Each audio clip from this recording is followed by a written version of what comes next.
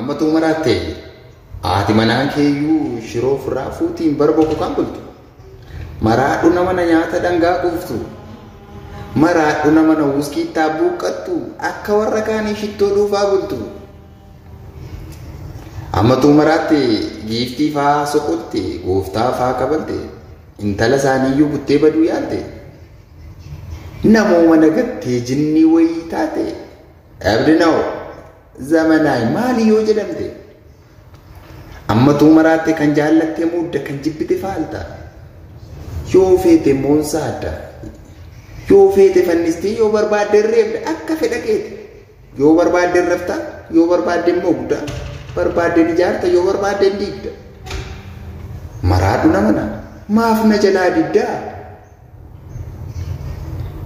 barutu maraate kana wite hundaa battalu margatta kan jaallatte mudda kan jibbite faalta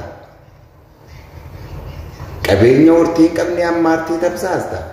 feete maqaa waaqaa dhoofta yookaan dha'uu dhiifta dha'uu isaa lagatta yookaan sabajjeesuudhaaf dura waaqa jeefta yookaan aangoo abjuu kanaaf galata kee jetta